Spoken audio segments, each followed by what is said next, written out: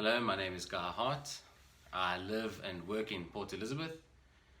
I work as a designer at a firm called Kaya Design, and it is a privilege for me to share with you today the story of how I came to meet Jesus Christ.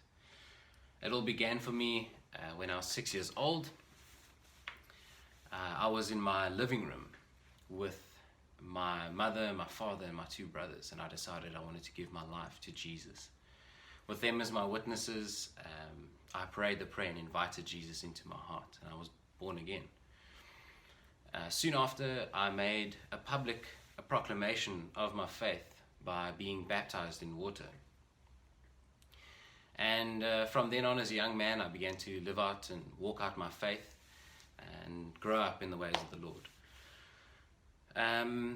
When I was 14 years old, it was found out that my father was actually having an affair.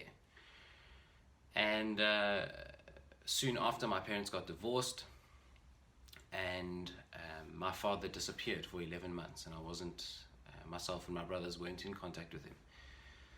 And this began to unravel my faith as the man who my father was, and the way that he brought me up in the ways of the Lord. They began to become untrue for me because of the life that he had chosen to live from that point on. And so I began to look for truth for myself and to try and discover a truth in doing that. My identity that I built up in knowing him and who he affirmed me as my father was cracked, and I was searching deep. I went through high school showing these symptoms and essentially living a life that was making decisions out of the brokenness in my heart. In 2014, I moved to Port Elizabeth. I enrolled at architecture school, and in my first year, I essentially reached the height of a lifestyle where I was making decisions out of the brokenness in my heart. And I recognized this, and I ended up getting in touch with my dad and explaining to him what he had done in my heart and how broken I had felt. But I had said to him that I had actually forgiven him. And this actually really healed, it did a massive healing in my heart. And 10 days after I'd had this conversation with my dad, he passed away. Out of nowhere, he died of a heart attack.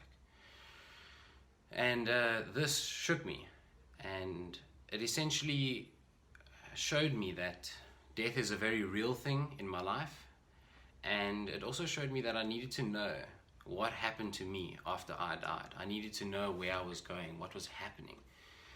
And so I called out to the Lord. I called out to God, and I asked God to help me. I asked him to help me in that situation.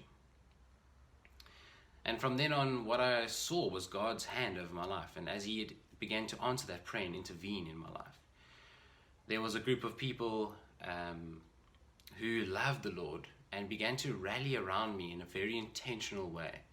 They started to do life with me, invite me to meetings, to church meetings, to community meetings, and to love on me in a way that I didn't see like I deserved. And as I saw this, as I saw the way that they loved me and the way that they loved each other, I reckoned that that was the truth and the hope of the world. And it began to change me, and I knew that through them I was learning the ways of the Lord.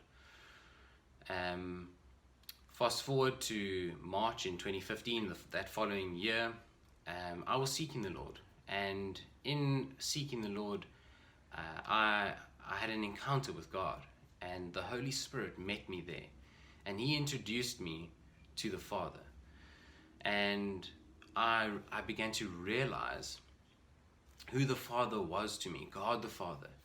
And in seeing the Lord, I realized that I could no longer base my identity and my truth on who my Father was, but instead on who God was. And so there began a really deep healing process in my heart, and I began to fall in love with the Father and to learn his ways.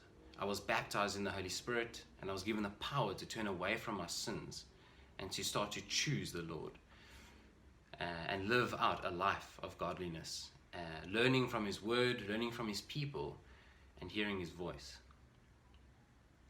And ever since, I have been walking a journey, following Jesus, loving on Him, and loving His people.